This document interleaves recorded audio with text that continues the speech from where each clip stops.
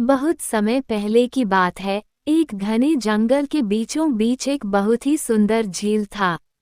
उस झील में बहुत सारी मछलियां और केकड़ा भी रहता था। वो सब बहुत खुशी से मिलजुल कर रहते थे।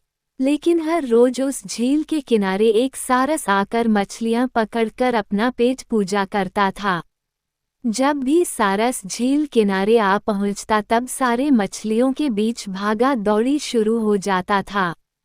ऐसे दिन बीतता गया। धीरे धीरे सारस बूढ़ा और कमजोर होने लगा।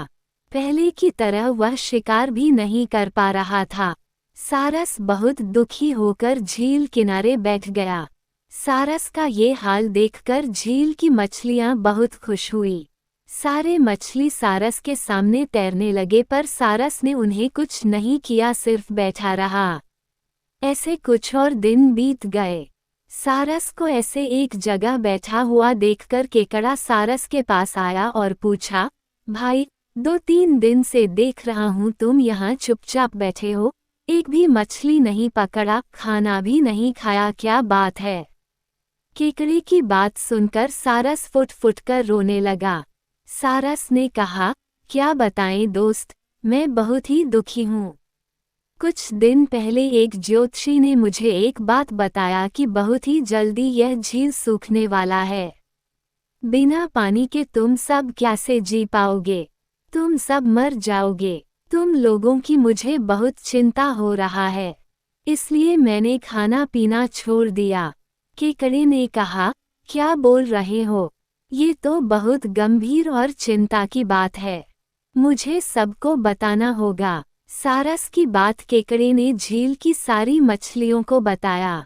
सारी मछलियां और केकड़ा मिलकर सारस के पास गए और बोला, क्या बोल रहे हो, झील सूख जाएगा?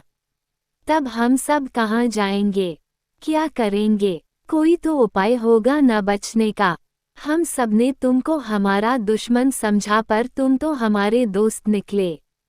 हम लोगों के चिंता के कारण तुमने खाना पीना छोड़ दिया। दोस्त, अब तुम ही कोई उपाय बताओ। सारस ने कहा, अच्छा लगा सुनकर कि तुम सबने मुझे दोस्त माना है।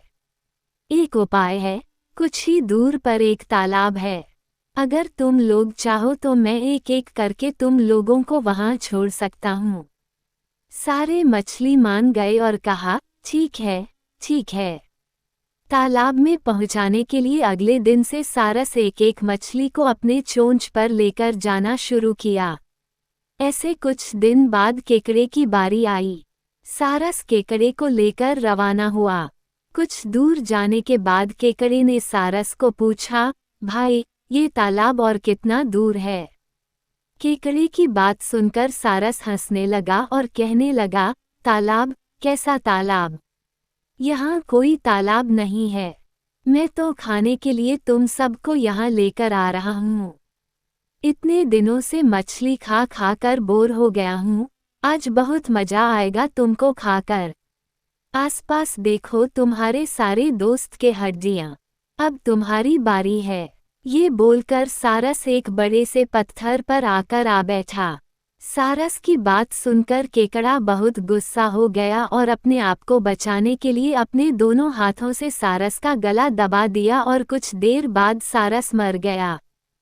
फिर केकड़ा अकेले झील वापस आ गया और बाकी मछलियों को सारस के चाल के बारे में बोला और कैसे उसने सारस को मार डाला ये भी बताया।